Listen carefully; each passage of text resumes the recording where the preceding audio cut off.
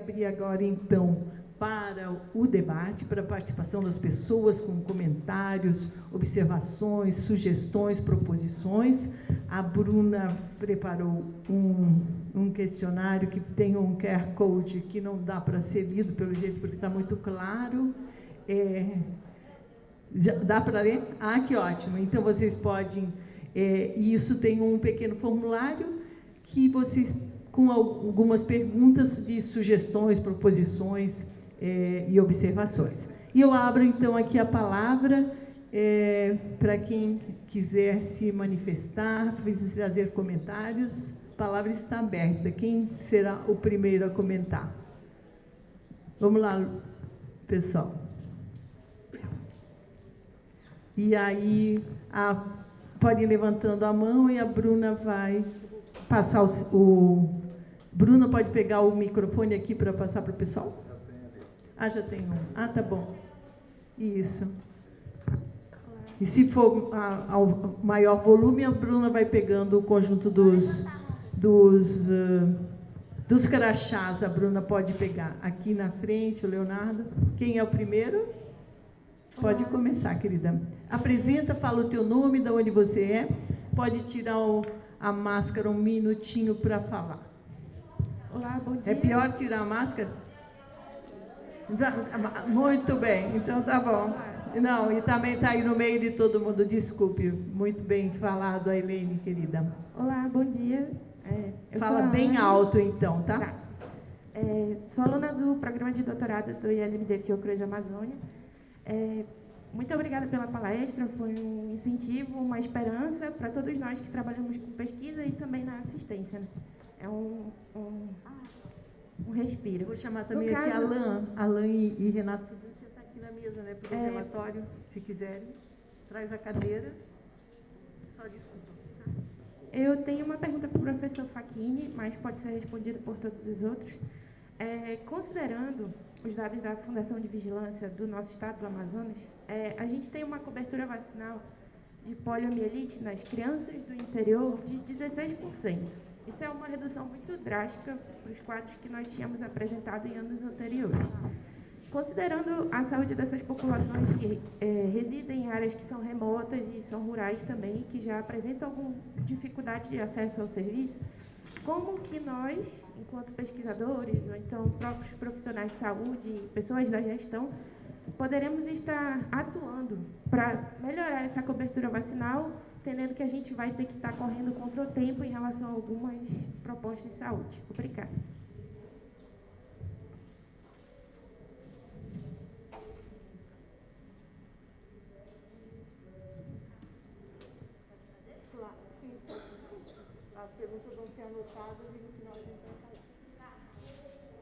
Bom dia a todos, eu sou o Carlos Leonardo, da Universidade Federal do Maranhão, agora, né, docente. Na realidade, eu queria primeiro parabenizar a rede de pesquisa sobre esse debate muito importante, mas também importante a gente frisar todo um arcabouço normativo que vem de encontro com esses retrocessos. A emenda constitucional 95, que diminui os recursos, impacta diretamente os municípios, já que o governo federal ele possui o maior poder na direção dessas portarias normativas e concentra a maior parte dos recursos. Quando a gente analisa a PNAB 2017, através do momento que passa a financiar a equipe de atenção básica e flexibiliza a carga horária dos profissionais em 20, 40 horas, vem de encontro com o trabalho intermitente regulamentado pela reforma trabalhista, que é o famoso bico. Então, como vem de encontro essas normativas? Então, é importante, para além da atualização da PNAB, a revogação dessas portarias, a revisão da reforma trabalhista, a revisão da reforma da Previdência, porque a partir do momento que você pode contratar um profissional com os vínculos empregatícios, que a gente já observou, o Átila, que a gente fez, eu orientei a dissertação dele de mestrado com foco nos vínculos empregatícios dos profissionais de enfermagem com os dados do PEMAC. A gente observa o crescimento das OS, principalmente na região sul e sudeste, e uma precarização maciça nas regiões do Brasil.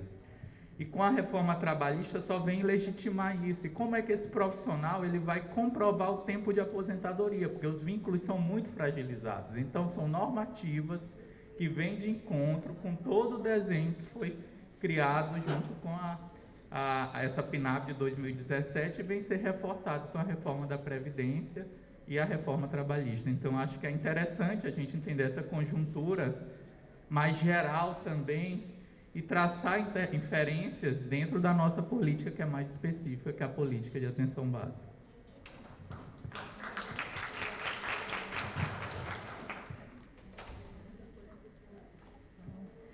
Bom dia a todas, todos e todes. Eu sou Rocineide Ferreira, sou da Universidade Estadual do Ceará. Tenho a honra de estar nesse grupo que construiu o texto com Pedro e Sônia Scioli.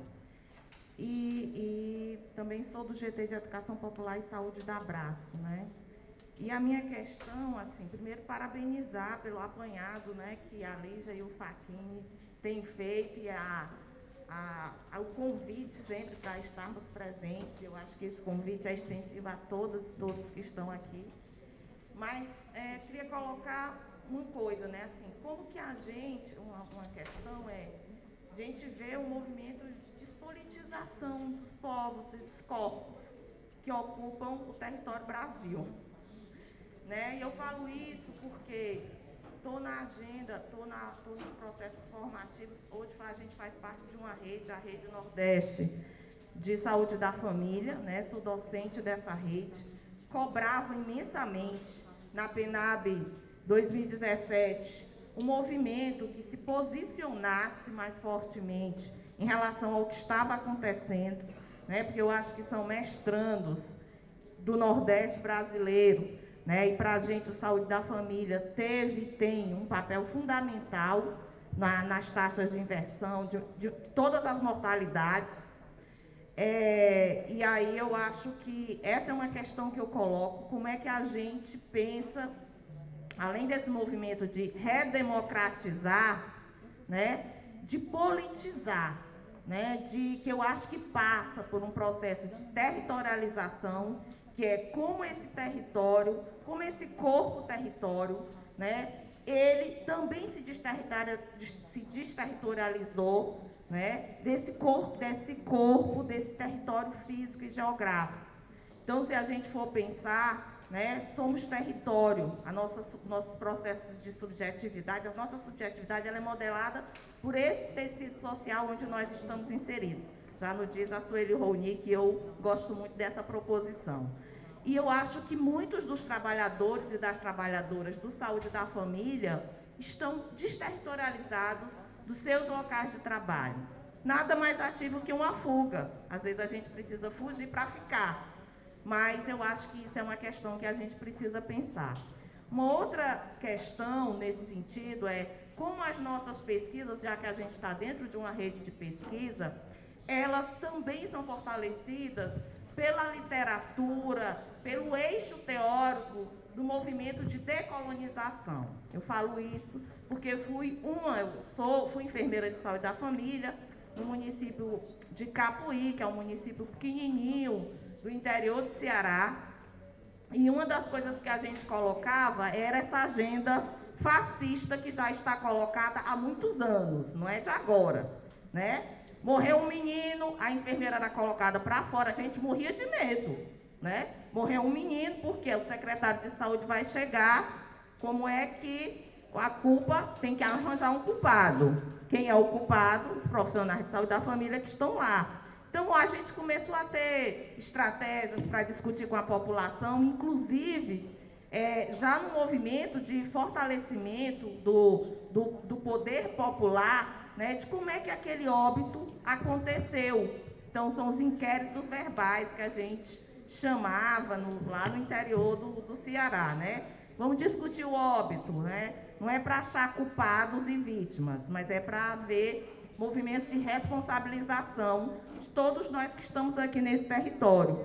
Então, eu coloco isso porque, às vezes, as pesquisas, elas ainda estão muito centradas nos aspectos quantitativos, que são fundamentais, como foi bom todos esses dados trazidos. mas como que a gente vai se ocupar também de escutar, né? Não é só para a questão da saúde mental, mas também, né, esses corpos que estão adoecidos e fragilizados.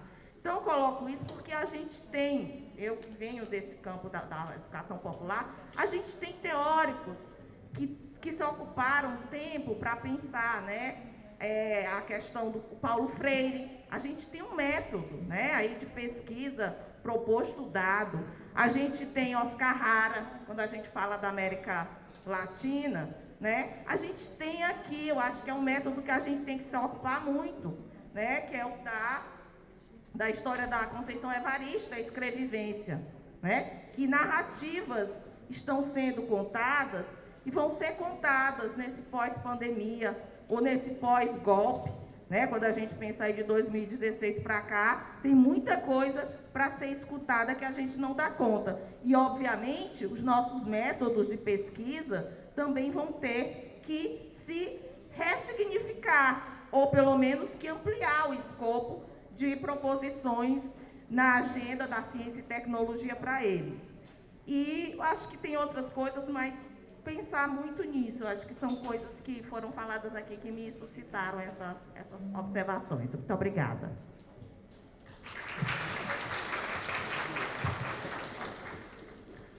Olá, eu sou o João, eu estou na equipe de coordenação da atenção básica de um município do interior de São Paulo. Eu queria, uma das coisas que nos enforca muito na coordenação é também a lei de responsabilidade fiscal, que impede a gente de contratar mais profissionais de saúde, né? E a gente está vendo um movimento nas redes ali da região que ou tem uma sobrecarga muito grande, ou são equipes que estão atendendo 10 mil, 15 mil pessoas, e assim, isso não é um exagero, isso são valores reais, ou a gente está promovendo uma expansão das equipes de saúde via OS, que não gera longitudinalidade, não gera fixação, gera uma precarização. Eu queria saber, eu enxergo essa lei de responsabilidade fiscal como uma lei de responsabilidade social.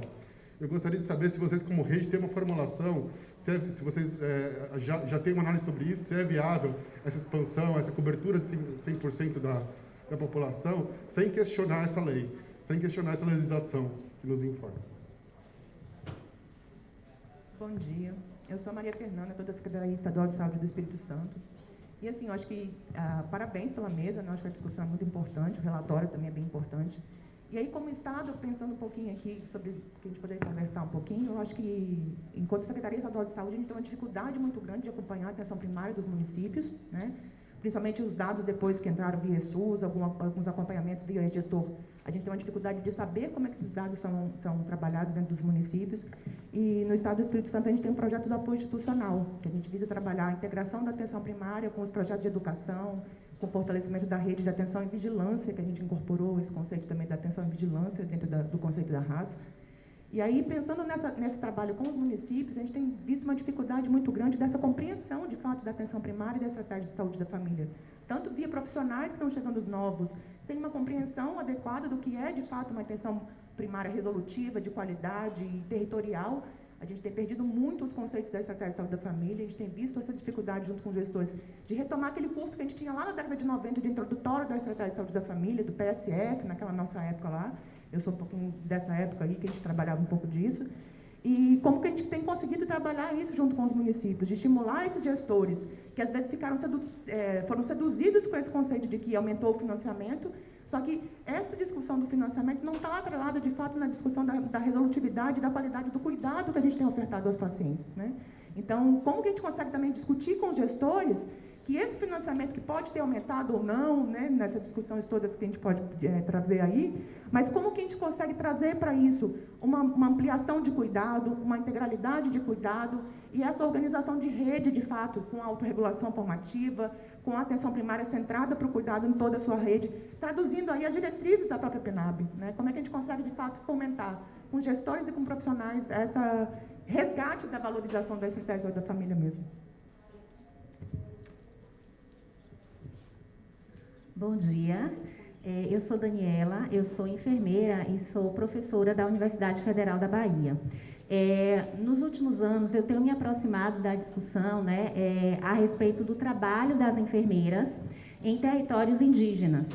E tem chamado muito a atenção, né, a respeito da precarização, se já há uma precarização da atenção primária à saúde nos centros urbanos e nos diversos municípios, né, nos territórios indígenas, isso tem sido, né, completamente, assim, muito mais precarizado. A gente eleva uma potência, né, de 10. Então, assim, o que eu queria, assim, trazer, né, para esse momento aqui, inclusive para a própria rede APS, né, que desenvolve um trabalho excelente em relação à pesquisa e a proposições a respeito da atenção primária, se existe uma agenda de pesquisa ou de proposições a respeito da atenção primária à saúde em territórios indígenas. Bom dia, eu sou Marco Túlio, eu sou médico de família e comunidade da Rede Municipal do Rio de Janeiro. Eu sei que aqui é um momento agora de debate mais de gestão, mas vou trazer um pouco do lugar do trabalhador aqui também, para algumas reflexões, assim, né? Algumas coisas que eu tenho pensado sobre ampliação da atenção primária, sobre como melhorar e como enfrentar os desafios atuais. Assim, primeiro, concordando bastante com as apresentações que foram feitas, eu queria trazer algumas proposições. Assim.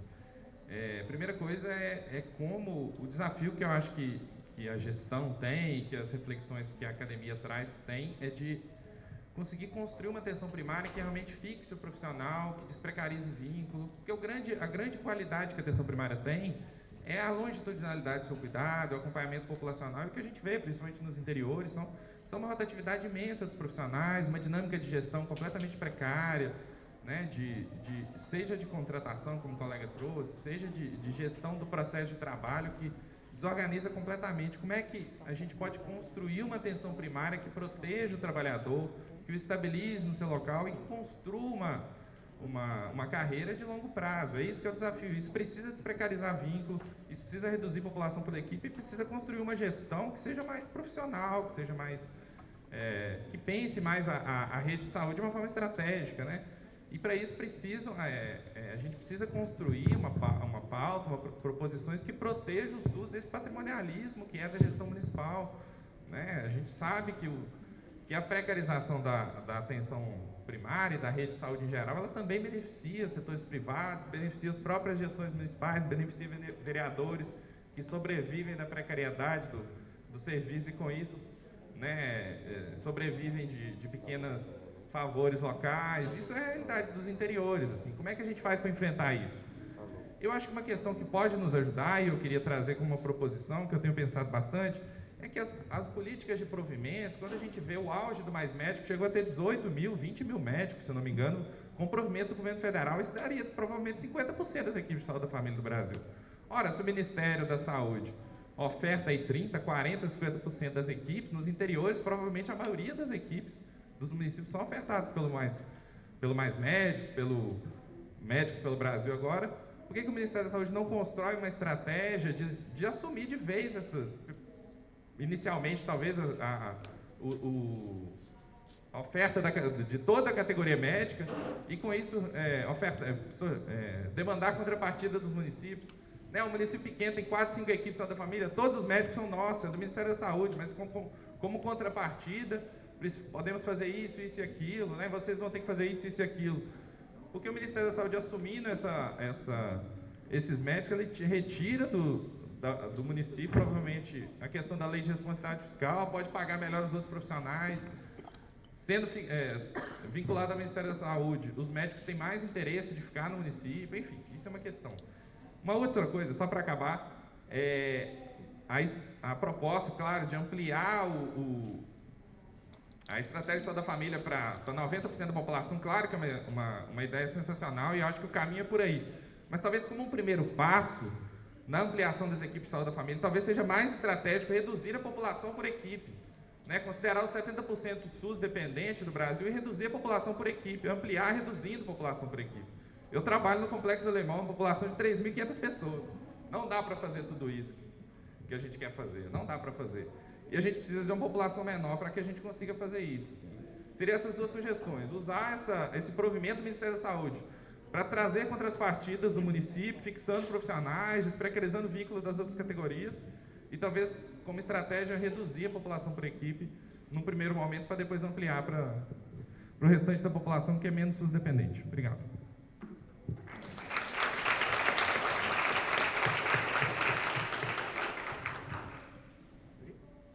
Opa, bom dia, queria saudar essa mesa e a todos os companheiros, né, que estão aqui, defensores. Melhora? Ah, ótimo, melhora, né? O microfone pronto. Minha pergunta é de um contexto, né, um pouco mais macro, né? Muito do que foi apresentado aqui, quanto a essa contra-reforma, veio de um documento do Banco Mundial, né, produzido em 2018, chamado Proposta de Reforma para o Sistema de Saúde Brasileiro, né? E foi aplicado quase que ipsilíteres, né, em alguns pontos, notadamente, principalmente no Previne Brasil. E aí minha pergunta é no sentido de qual a expectativa, né, da participação desses organismos de cooperação internacional, financeiros, né, especialmente, qual o limite, né, que se pretende ser imposto, né, nessas recomendações. Obrigado.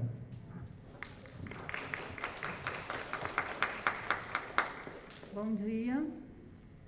Meu nome é Bárbara, eu sou professora na Universidade Federal de Goiás. Quero só dizer assim, que lá no estado de Goiás a gente acaba de perder nosso secretário estadual, né? Que é uma pessoa conhecedora e atuante na atenção primária. E agora a gente tem um gestor, né, que é totalmente hospitalocêntrico, acho que um retrocesso. Então, quero dar os parabéns aqui para o nosso secretário, né? Dizer que ele vai nos fazer muita falta.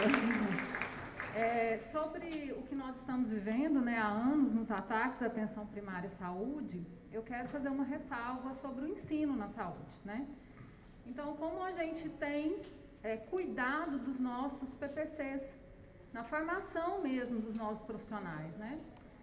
Como a gente tem cuidado das diretrizes curriculares dos cursos, né?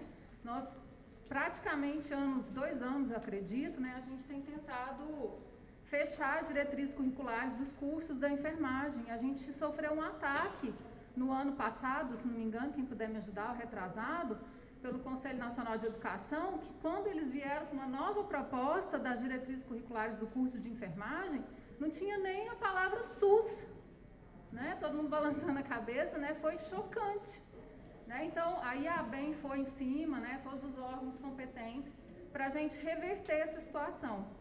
Lá na Universidade Federal de Goiás, atualmente, nós estamos reformulando nosso PPC na formação da enfermagem, e às vezes eu me sinto só, né? Na discussão de que, gente, o nosso PPC ele tem que girar em torno da atenção primária como centro da rede de atenção. E aí eu vejo que a minha voz se cansa, né? Olha, numa faculdade de enfermagem, né, que nós sabemos que as enfermeiras são muito bem, assim, às vezes muito mais envolvidas nesse processo de pensar a atenção primária. E eu tenho feito um esforço tremendo para que a gente possa reverter o nosso PPC, na enfermagem, né? Dizer assim, que essa temática ela precisa ser transversal. Porque, poxa, se nós não estamos ensinando e formando para isso, como que a gente quer resultado? Né? Então, eu acho que os ataques são muitos, né, que nós estamos vivendo, né, está tudo aí posto, e queria chamar a atenção sobre isso. Também faço parte de um mestrado profissional lá na UFG, né, ensino na saúde, e um orientando nosso, né, de mestrado, ele fez uma discussão sobre o PPC na formação da medicina e como que a atenção primária estava dentro desse currículo, né? A gente fez uma análise documental, a gente fez uma série de questões relacionadas a isso, e a gente sabe que a gente tem um longo caminho, né?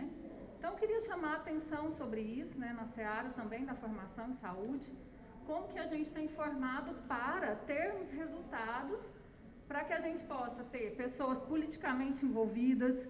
Como é que a gente tem discutido o Previne Brasil na sala de aula? Né? Eu falo que eu faço isso, mas eu quero ver, né, como que a gente tem feito essa discussão, como a gente tem falado de SUS, como a gente tem formado os nossos alunos para fazer essa discussão política. Às vezes me sinto sozinha, né? Estou aqui até um pouco nervosa, com a voz embargada, mas é por isso, né? Porque eu fico falando assim, gente, quando apresentaram, fui conselheira de saúde em Goiânia, quando vieram com esse negócio de Previne Brasil, eu falei, que absurdo é esse?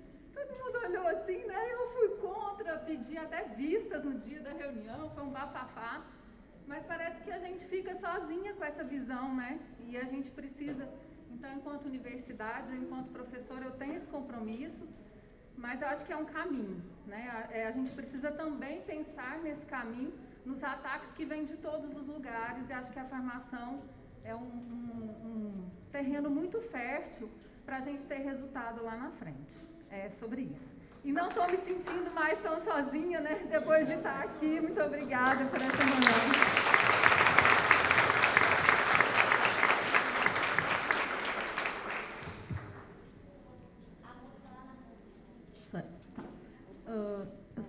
Me ouvem bem?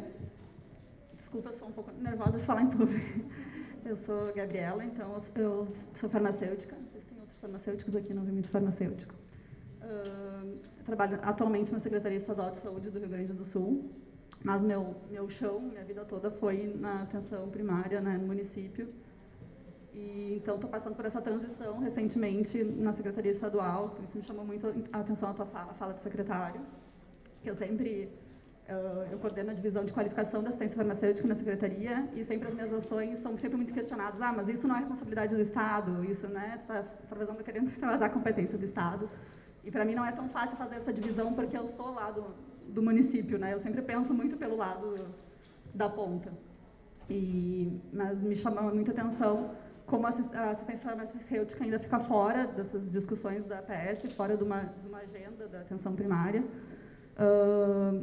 Né, me chamou muita atenção trazer essa reflexão devido à importância da assistência farmacêutica.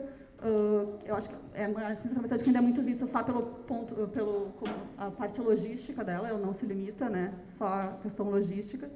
Lá no Estado, a gente fez recentemente um projeto que o Estado financiou, né, transferência de recursos para os municípios para qualificar as estruturas das farmácias, né, e lá no Estado a gente tem totalmente descentralizado o componente estratégico da assistência farmacêutica, né? Os pacientes retiram no próprio município, então o Estado fez essa transferência de recursos e diversas capacitações, mas a gente ainda esbarra muito na questão do financiamento para o profissional, né? A gente conseguiu transferir recurso para a estrutura, a gente está qualificando eles, só que a gente está chegando num ponto que eles já estão indignados, só estão nos capacitando, nos demandando, mas, né, e o dinheiro? Enfim, daí a gente tem essa limitação, tá, mas o funcionário é de... Oi? Desculpa. E, enfim, só trazer essa reflexão, porque a gente já tem diversos estudos que comprovam, né, que tu só garantir o acesso ao medicamento, tu não garante a efetividade do tratamento, né? Estudos que, para diversas patologias, a adesão ao tratamento é menor que 50%. Isso gera um monte de reconsulta, um monte de hospitalização. Então, trazer essa reflexão que a gente precisa pensar mais na assistência farmacêutica, né, fazer essa integração da assistência farmacêutica, não pensar só na logística, se a gente quiser qualificar a atenção primária.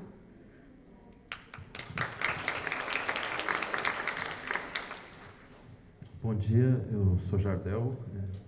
Permiti ficar sentado aqui, que eu fui tomando umas notas durante as apresentações e queria trazer algumas reflexões. Eu sou médico de família e comunidade na PS em Florianópolis. Acho que uma discussão inicial que eu queria trazer aqui é a questão que vocês trazem como base territorial, né? Acho que isso é importante, não se pode perder de vista. Há uma lógica toda de vigilância do território, acho que incutida aí, mas acho que a gente precisa pensar no território, mas pensar também um pouco, e isso Previne nos traz essa reflexão, da questão de pessoas efetivamente acompanhadas pelas equipes, né? Essa coisa de ter uma lista de quem são essas pessoas não é de todo ruim, né? Porque a gente trabalha com essa lógica de alvo de 2.500, 3.500 pessoas. Não há dúvida de que populações vulneráveis precisam, né, ter uma população menor adscrita às equipes de saúde da família, mas hoje 3.500 pessoas às vezes pode ser em alguns contextos demais também, né? Nós vivemos numa situação em que as pessoas estão perdendo plano de saúde, ou mesmo tendo plano de saúde, elas têm passado a utilizar o SUS quando você oferece um serviço de qualidade, um serviço com longitudinalidade, organizado, e aí 3.500 começa a desapesar mesmo em territórios onde você está em uma população não tão vulnerável. Então é preciso ter um teto de população do ponto de vista territorial, mas é preciso casar isso com uma discussão também de população que efetivamente utiliza o SUS, né? E aí algumas coisas nesse sentido que talvez o financiamento ele precise olhar para isso, né?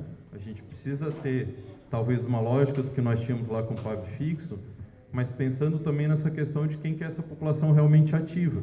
né? Então, tem que ter um mínimo de alguma maneira que se repasse, seja por população estimada. E aí nós vivíamos também uma grande crítica da população estimada pelo IBGE, porque em algumas comunidades essa população cresce mais rápido do que as projeções, e isso é um problema, e talvez o cadastramento no município que consiga dar conta do cadastramento resolva esse problema, né? Então a gente precisa pensar nisso, né? Mas ao mesmo tempo nós nos colocamos num desafio hoje com relação ao cadastramento, porque falta agente comunitário de saúde, né? E aí você cadastra quem? Só quem chega até a unidade, e a população que não chega. Como que a gente reconhece essa população que está ali no território? Então isso é um problema. Há essas questões aí que eu acho que é importante de discutir, revogação do Previne, embora ele traga, como eu falei, alguns aspectos que fazem a gente refletir, né? Tem esse problema do financiamento, tem problemas com relação à forma de incentivo, né?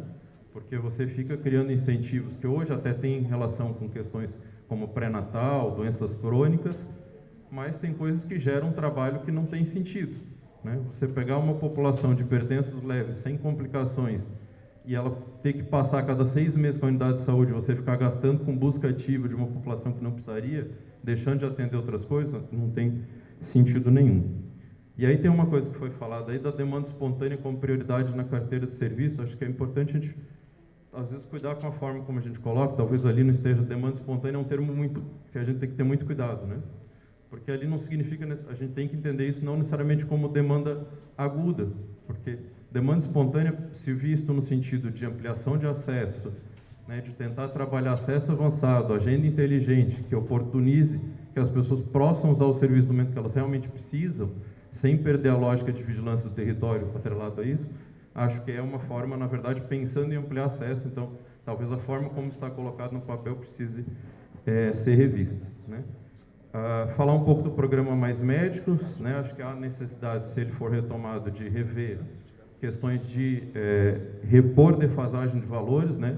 Bolsa de profissionais, o que se paga para tutores, supervisores, isso está congelado há muitos anos. Então, é preciso prever algum crescimento, como o programa Médicos pelo Brasil prevê, então isso precisa trazer a lógica. Acho que tem um modelo de supervisão que o Programa Novo de Provimento traz, que me parece, não tenho experiência, é um programa novo ainda, mas me parece que essa lógica de supervisão com contato um pouquinho maior mesmo, que a cada 2 meses, entre o supervisor e o profissional que está lá na ponta, é um pouco melhor do que um contato de 50 minutos mensal que se tem hoje na lógica do Mais Médicos.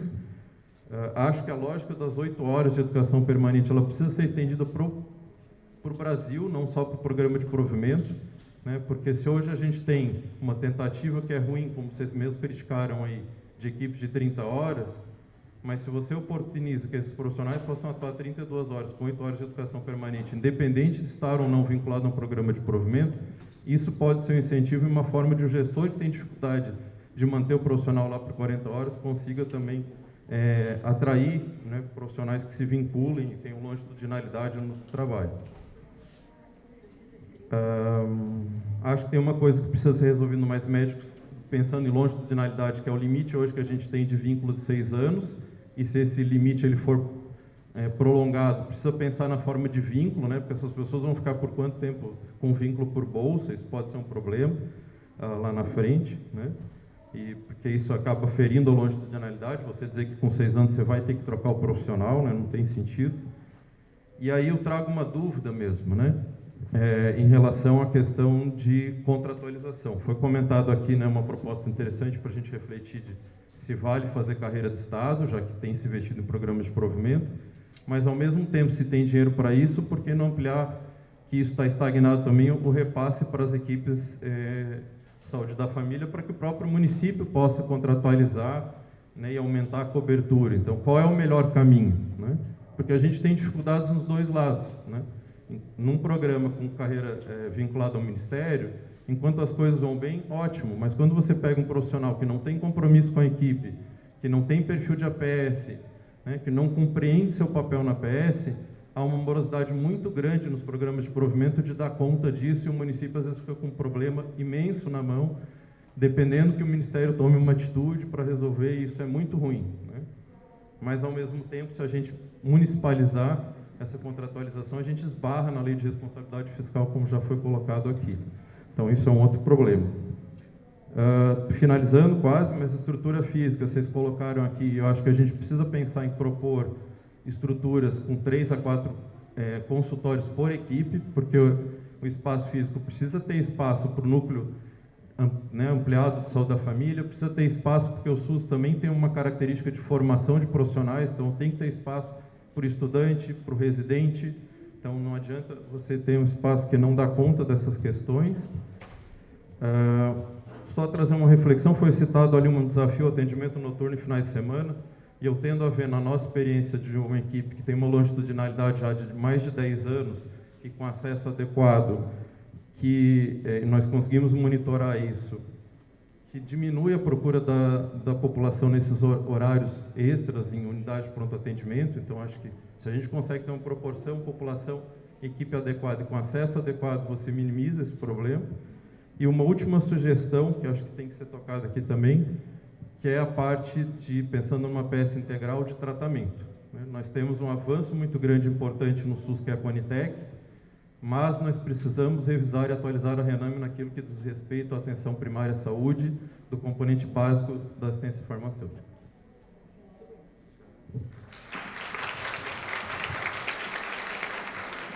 Pessoal, só para lembrar quem se inscreveu na oficina hoje, que depois deixem os e-mails com as meninas do apoio para receberem um certificado de participação da oficina, tá bom? Só isso. Bom dia, eu sou a Andressa, eu sou enfermeira, sou professora da Universidade Federal do Estado do Rio de Janeiro, a Unirio, e queria trazer uma questão, uma contribuição para a rede no âmbito do controle social e pensando nesses espaços de participação popular que eu vejo na minha realidade, acredito que seja a realidade de muitos aqui, que estão muito esvaziados, né? E aí eu vejo o cenário dos gestores, então a gente vem de uma gestão aí federal e de muitos municípios e estados de não valorizar, de não legitimar as decisões tomadas nos espaços de conselhos, dos profissionais pela fragilidade dos vínculos trabalhistas, de às vezes não poderem participar desses espaços e de não, de às vezes serem até desencorajados por ameaças a estar nesses espaços, e da população de um descrédito do SUS, de não entender, de não conhecer, de não saber nem que existe esses espaços de controle social, e também dos movimentos sociais, né, de serem abafados, de serem tentativas de que eles recuem no âmbito da defesa da saúde, né, diferentes movimentos sociais. E acho que junto a isso, eu penso que a gente tem que repensar junto como que a gente garante de fato esses espaços e aproxima a população, além de propostas que já foram trazidas, de aproximar a população dos movimentos sociais, do controle social, e pensar em como os meios de comunicação estão interferindo nisso atualmente. Penso que a gente tem diferentes populações, né? Se a gente for olhar para as pessoas que estão na atenção primária, tem doenças e agravos não transmissíveis, doenças crônicas, enfim.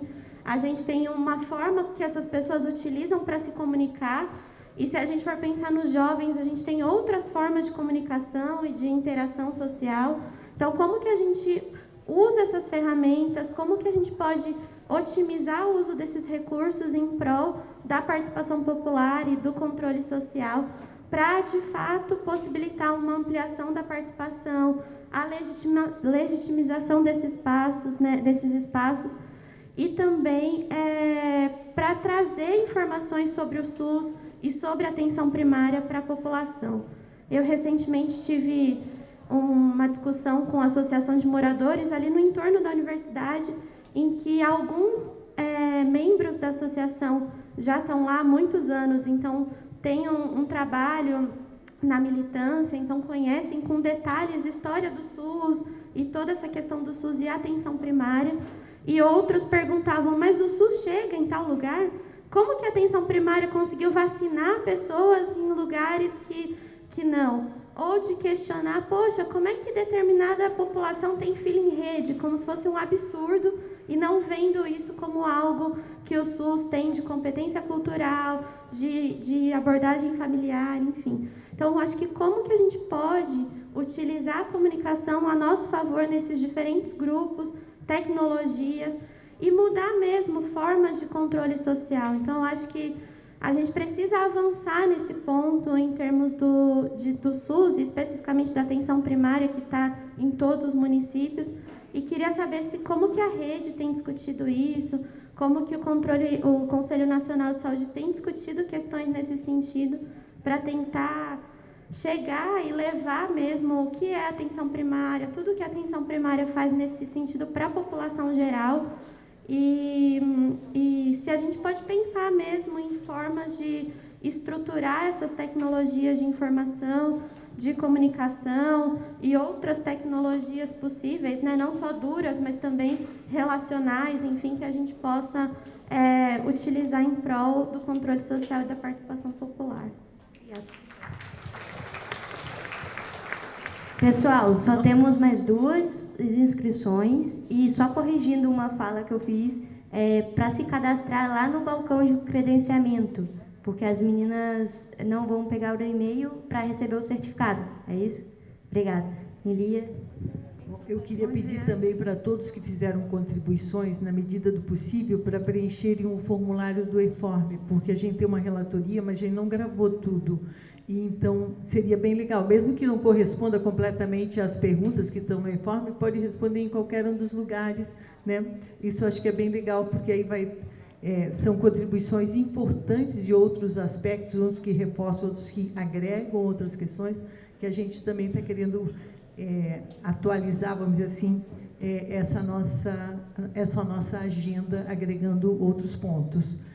Bom, nós vamos ter, então, mais essas 2 intervenções e depois eu vou passar para a mesa, para as considerações. Claro, são muitos pontos, né? Bom, vai lá, Bruna. Bom dia a todos, todas e todes. Fala mais alto, querida. É o microfone lá. Eu sou Nília, sou docente da Universidade Federal da Bahia, atualmente também do programa do Instituto de Saúde Coletiva, do ISC. Tenho acompanhado, né, as reuniões da rede, do grupo. Quero parabenizar a apresentação e chamar a atenção somente do ponto que tem me incomodado um pouco, né? Essa discussão fragmentada do olhar para o profissional, determinados profissionais dentro da rede APS. O médico, o enfermeiro, o odontólogo, e a gente não está discutindo a equipe multiprofissional, a efetividade da equipe. O NASP agora, né, foi desfeito. Então, qual foi o impacto disso para a APS? Eu acho que a gente claro que tem uma série de questões em pauta, né, muito importantes da gente discutir, levar para frente com recomendações, mas eu acho que a gente precisa também retomar a discussão da efetividade da equipe multiprofissional como um todo, né? Não basta apenas prover com médicos, prover com determinadas categorias, mas pensar, né, da perspectiva da atenção integral requer também pensar a equipe multiprofissional.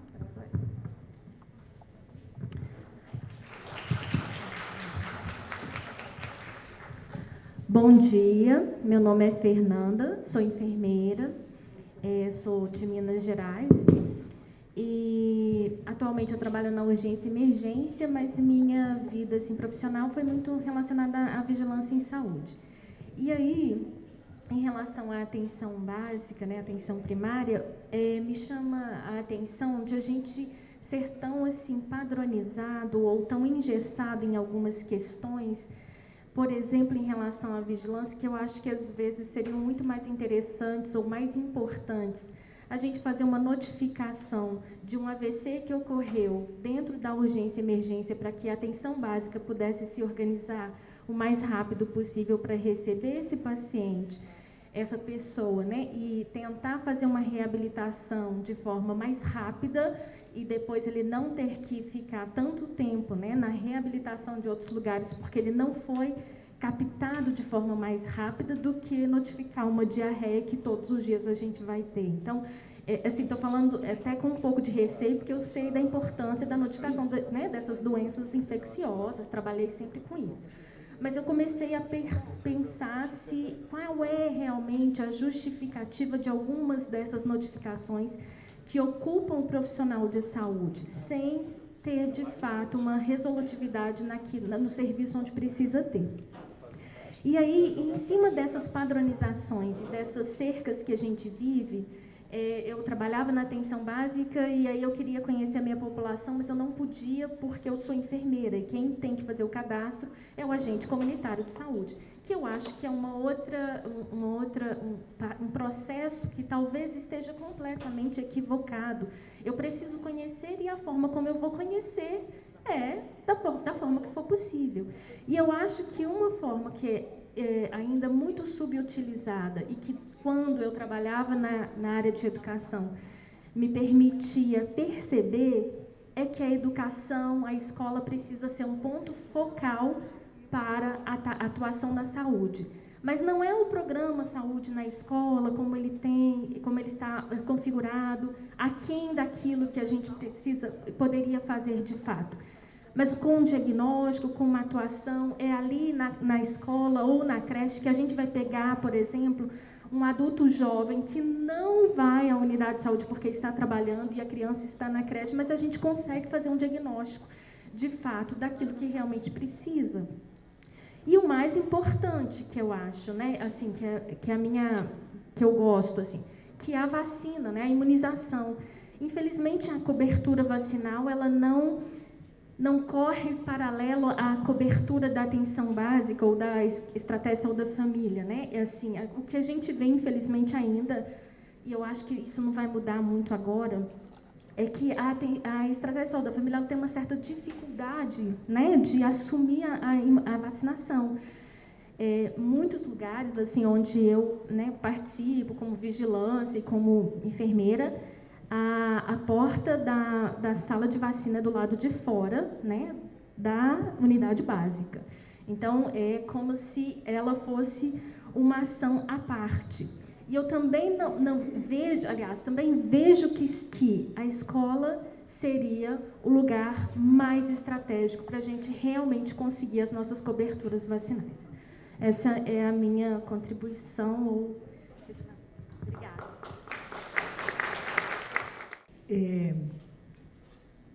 Eu não vou comentar agora, eu vou passar então a palavra aqui para comentários. É claro que não serão comentários sobre todas as questões aqui levantadas, eu reitero a importância de vocês escreverem naquele e-forms para a gente poder compor no relatório. Eu vou passar a palavra aqui, me desculpe, mas tem que ser assim, 3 minutos, 4 minutos para cada um, depois a gente passa um pouco levemente para os nossos relatores, e eu vou dar umas palavrinhas finais, que a gente está querendo acabar às 12h30, para depois voltar às 14 horas, né? Obrigado, Lígia.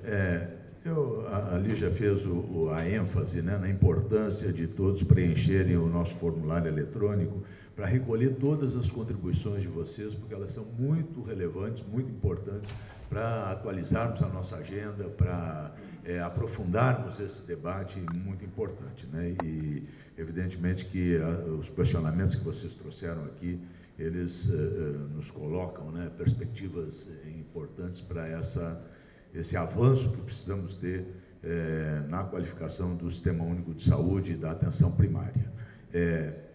Bem, todos os pontos que foram tocados aqui são muito, muito, muito importantes, né? Eu quero fazer ênfase na questão da vacinação, por exemplo, porque eu acho que ela é emblemática. Ela é emblemática, né? Tivemos retrocessos em um grande conjunto de âmbitos do cuidado, das características, né, da organização dos serviços, enfim, mas a imunização ela é emblemática, porque sim, nós havíamos alcançado padrões de excelência do ponto de vista de cobertura populacional na vacinação, que eram referências para o mundo. Referências, né?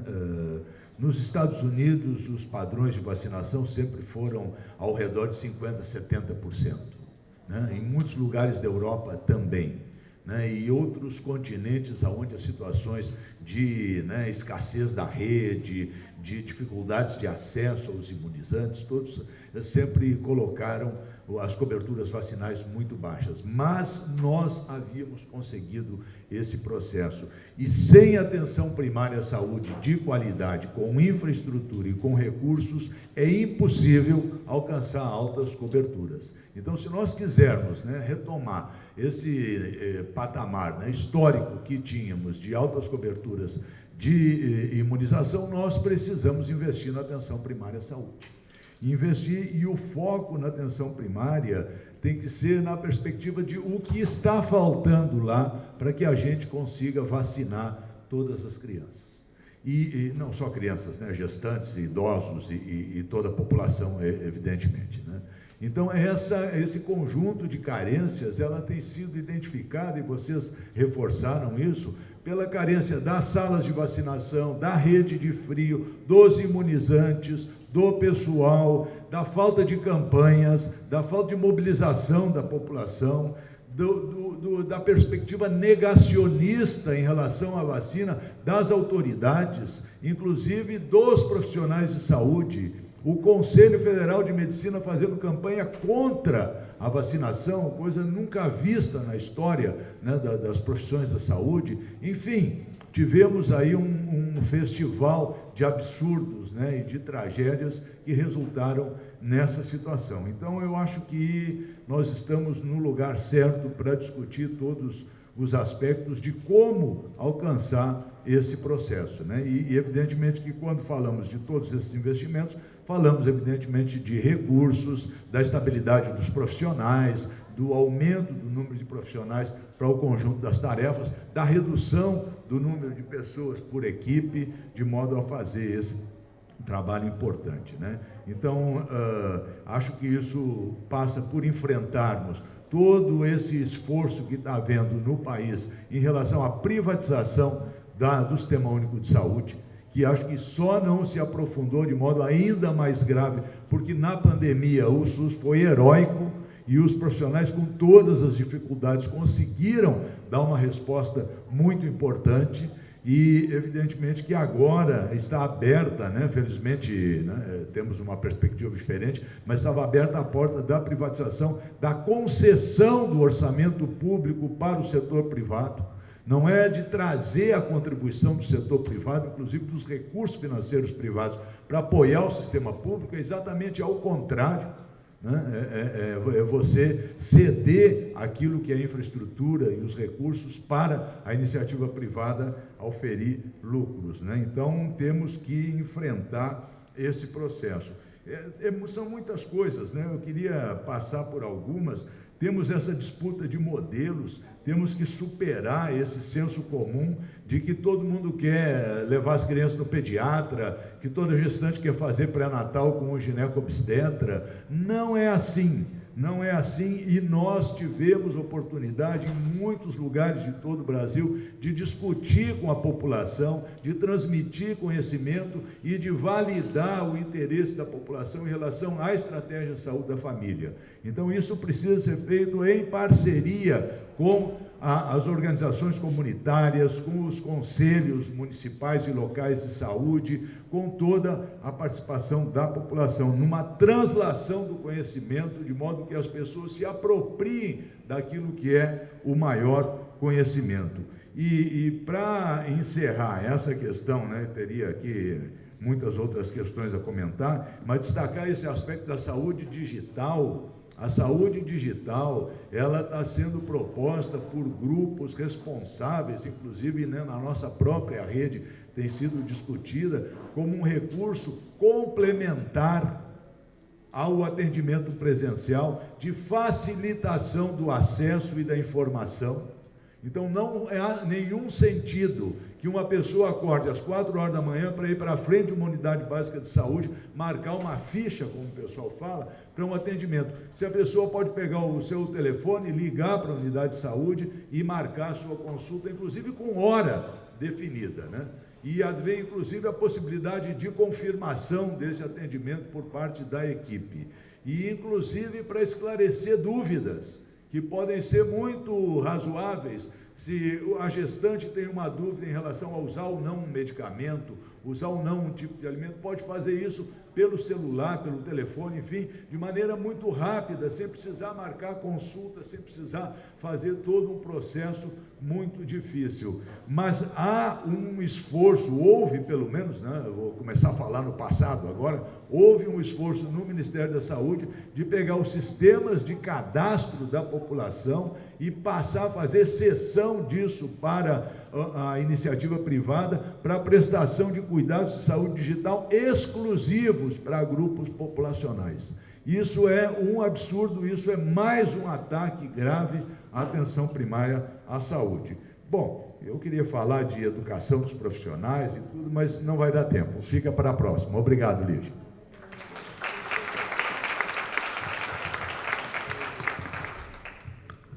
Bom, dado pouco tempo, eu vou comentar alguns aspectos que eu considero bastante importantes, porque tem a mesa toda para comentar, mas queria chamar a atenção aqui, quando se foi falado da emenda constitucional 95, tem que ir para o revogaço, certo? E a outra questão também, que foi colocada aqui pela Rosineide, e aí eu vou trazer, focalizar mais na questão da participação social, dos territórios e do controle social, que é que ela fala da despolitização dos territórios, né? E é importante pensar também que nesse processo, né, que a gente vivenciou da gestão que está terminando, os territórios foram muito violentados e muito reprimidos. E não só do ponto de vista da sua organização, da sua atuação, mas em 2019 o decreto 9.759 de 11 de abril extingue a participação social de conselhos, entidades e movimentos. Isso também pesou muito no processo de organização da população. Um outro fator dos territórios é que não é considerada ali aquela relação de trabalho que aquela população vive. A dificuldade da participação também se registra, quando se registra também a necessidade dela acessar a unidade básica de saúde e estar no horário que ela trabalha. Isso também tem alguns fatores que vão dificultar isso, mas, sobretudo, há também um distanciamento, que é o que se produz no território, a partir daquelas organizações que não são trabalhadas também como conhecimento, e você traz aqui a educação popular em saúde, né, que é uma ferramenta importante construída a partir da população, mas essa produção desse conhecimento que é tida no território, da saúde feita para as pessoas, mas, sobretudo, da saúde feita com as pessoas. Né? Esse é um fator importante, considerando ali as especificidades. Há uma dificuldade também do sistema entender, por exemplo, quando a gente dialoga, você traz o exemplo da população indígena, que é importante, mas você tem do território a população LGBT, outras especificidades, e a população negra. Não existe esse diálogo no processo da formação e ali no território. Então, se a casinha da formação não traz esse espaço de discussão e essa compreensão, mas também ela tem dificuldade de dialogar com o território. Isso é um fator que precisa ser pensado do ponto de vista das organizações e dos movimentos e da própria organização dos territórios, produção e integração, saúde, participação social. Com relação aos conselhos que você falou, acho que tem muitas questões que precisam ser prestadas. Primeiro é o fortalecimento dos conselhos e das conferências como instâncias do SUS, das diretrizes do SUS, acho que é fundamental. A outra é pensar também que a gente sofreu um desmonte muito grande de instituição da participação, esse próprio decreto traz isso, mas é preciso estabelecer, por exemplo, uma comunicação maior. Os conselhos também precisam ser orientados no sentido de que ampliar a participação não só pelas entidades, mas pelos movimentos. Ainda você tem uma resistência muito grande.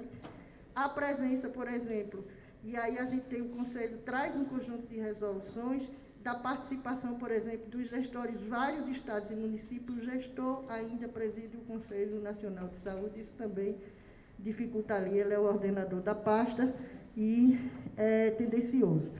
E há outras questões também que você traz do ponto de vista da comunicação, isso também é importante, mas é importante também esse fortalecimento pelos conselhos e que a ampliação da participação social não esteja vinculada exclusivamente a movimentos e entidades, mas outras instâncias de discussões, que é controle social, como grupo de trabalhos, comitês de saúde e outras áreas que possam ali trabalhar a população, entendendo que a participação dos conselhos ela é aberta, ela é votada, mas que deveria ser, entendeu, aberta, mas que a população pode fazer parte. E a outra, lá em Pernambuco, eu sou pernambucana, moro em Olinda, a gente tem muito uma construção dos mutirões, mutirão de saúde, mutirão de conhecimento, que envolve a população, que muitas vezes não está ali de forma organizada, né, nas instituições, por conta da sua relação de trabalho, das suas condições de vida, mesmo pela necessidade que o sistema impõe, mas que ela se sente participar. Então, pensar na roda de conversa, no debate no corpo ali, ou no grupo cultural, trazer o grupo cultural para fazer a educação popular, mas, sobretudo, ver que há uma complexidade muito grande no arcabouço legal do Sistema Único para a população como todo, mas isso também você tem que trabalhar processos formativos. O Conselho Nacional de Saúde, por exemplo, hoje tem 4 processos formativos importantes, como a educação permanente para o controle social do SUS, da política, o projeto Integra, o projeto de multiplicação de saúde dos trabalhadores e de financiamento pela comissão da COFIN. Então, englobam política, discute a participação de conselheiros e conselheiras, mas também dos movimentos sociais, estando ou não. Também ampliar também a participação, por exemplo, nas comissões. É preciso que tenhamos comissões de políticas específicas. Nós precisamos decolonizar a palavra que ela está dizendo. Então, precisa trazer esse debate, se entendermos que essa população, ela usa o SUS de mais de 80%, essa que está nos territórios, conforme me informa o DataSUS, que essa população é preta, pobre, mora na periferia, mas que ela tem ali seus construtos de cultura, através da religião, de seus espaços, e assim precisa pensar nisso. Mas é preciso também, né, derrubar um monte de leis que a gente teve que engolir esses 4 anos, nós não engolimos, mas que nos impuseram, né, como esse decreto, como processo de ampliação, e sem financiamento, gente, não se faz nada, não se faz saúde. Né? Então, é muito... Eu responderia mais, mas acredito que passo para a Claurara. Né? Muito obrigada.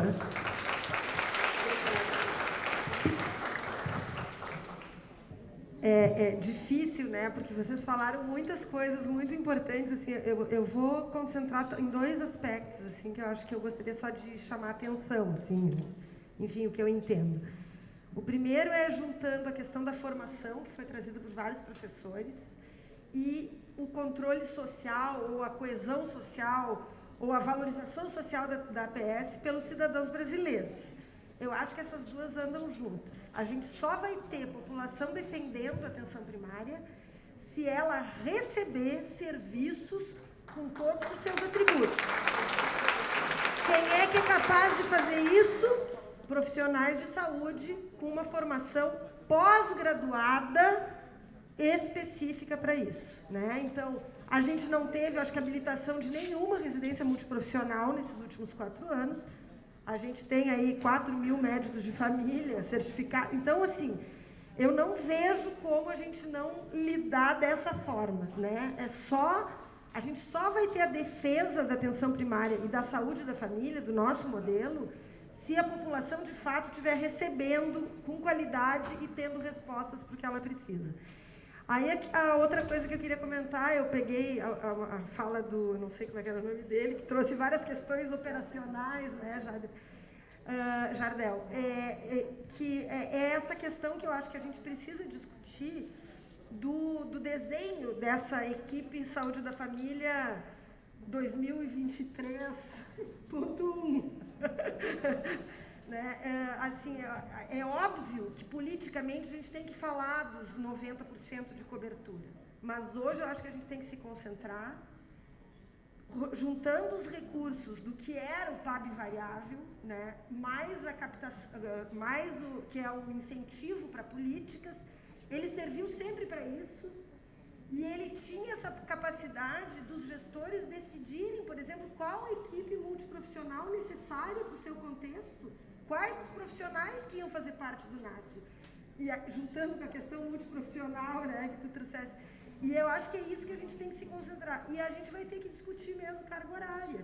Né? Bom, tem o piso da enfermagem das 30 horas. Talvez seja o momento mesmo da gente discutir que o novo modelo da saúde da família é esse de 30 horas com uma carga horária de formação, como era a história dos mais médicos, inclusive para os agentes comunitários de saúde, né? A gente tem uma necessidade de novas tecnologias de formação, né? A gente tem que formar, inclusive, para fazer advocacy, né? Esses agentes comunitários, para fazer a defesa do SUS, da atenção primária, daquele serviço, né?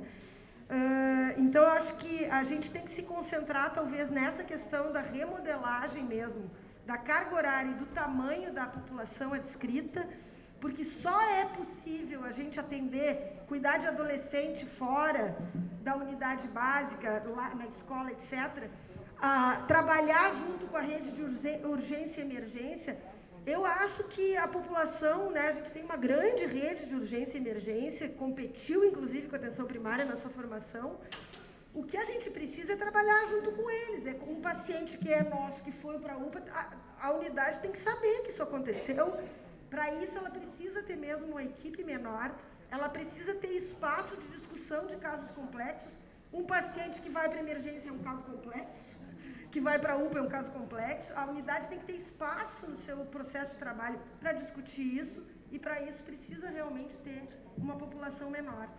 Eu acho que eu queria chamar a atenção desses aspectos, tentar juntar, eu acho que várias questões que vocês trouxeram, mas eu acho que a gente precisa se concentrar no que a gente tem hoje, valorizar, né, esse exército, no bom sentido, né, esse exército de pessoas que mantiveram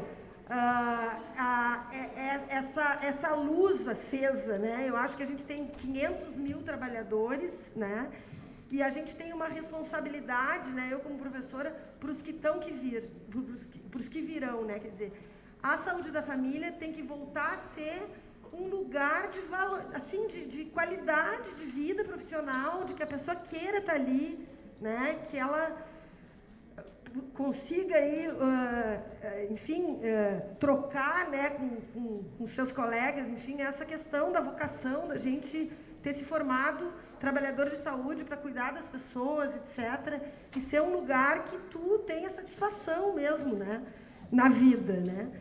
E eu acho que para isso a gente precisa trabalhar com as equipes que estão hoje aqui, que são essas, e que a gente precisa colocar mais recursos e apoiar, né, de todos os aspectos, para manter essa chama aí acesa e a gente não perder, né, essas pessoas que, dependendo das questões econômicas, enfim, a gente está perdendo. Uma última coisa, eu acho que vários de vocês trouxeram essa questão do mercado, né? Eu acho que isso é um risco real. A gente tem um risco real do mercado, tanto na atenção primária, com a DAPS e essa história aí de fornecer dados, né, nossos da população, ou seja, as seguradoras, né, que hoje nem são mais seguradoras de saúde, né, são seguradoras, vendem, né, recursos, tem isso, sabem aonde que no município de São Paulo tem espaço para colocar serviço privado, e na educação não é diferente, não por acaso a irmã do ministro da Economia está lá no Conselho Nacional de Educação. Né? Então, eu acho que a gente tem que estar atento também a isso, né? E por isso a minha insistência de que a gente tem que trabalhar nessas equipes hoje existentes, né, que estão ali, e dar todo o suporte para isso, inclusive financeiro, mas não só. Né? Eu acho que dessas questões que a gente está discutindo aqui, né, mudanças nos processos de trabalho, enfim. Obrigada. Obrigada pela participação de todos. Vou falar aqui de forma bastante sintética, até pelo avançar da hora também. Eu acho, Cleonara, que o paciente que vai na UPA, ele não necessariamente é complexo, mas quando ele volta da UPA, ele é um paciente complexo, porque é tanta heterogeneia que acontece lá, tanta mudança de medicação, de outros esquemas terapêuticos, que para a gente fazer aquele convencimento de por que a gente está mudando é algo extremamente delicado e complexo também. E aí, nesse sentido, a pergunta que foi feita pela eu não tenho o nome aqui, mas o profissional da farmácia, ali, obrigado, é fundamental, e aí essa coragem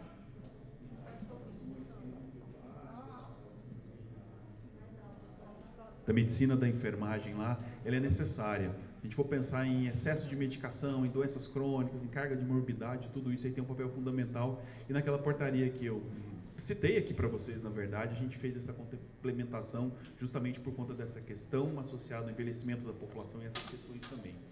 E aí, a reforçar uma questão que a gente precisa pensar muito. Eu acho que das grandes questões que foram colocadas aqui. É a questão do mercado. A Leonara colocou isso aqui agora, tanto no provimento público especificamente, como no provimento privado. Os planos de saúde estão cooptando os bons, não sei, talvez não seja a melhor palavra, mas pessoas importantes que poderiam estar no Sistema Único de Saúde fazendo provisão de atenção primária, mas está sendo puxado para o privado. É uma questão importante que a gente já falava isso há um tempo atrás e agora isso está consolidando cada vez mais e que a gente precisa pensar e lembrar que de trabalhar todas as questões que a gente colocou aqui do ponto de vista de sistema. Eu acho que se a gente fica discutindo muito só no âmbito da atenção primária, a gente vai se fortalecer internamente aqui, talvez como estratégia para depois ir para frente, mas de trabalhar isso de forma coordenada a gente vai conseguir mais sucesso. Aquela fala lá da hostilidade da secundária e da terciária, e que a gente precisa combater isso também já de entrada para não ter maiores problemas. Obrigado.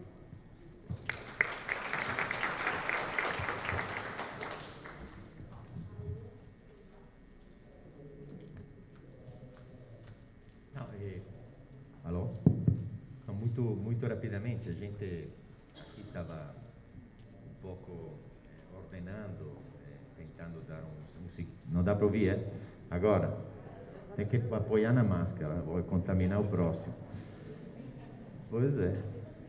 Não, vocês se dão conta, depois o Alan pode falar mais especificamente, mas vocês se dão conta como agora, nesse contexto, estamos passando de uma situação ou seja, nos encontramos em uma situação de forte crise e esse é o momento.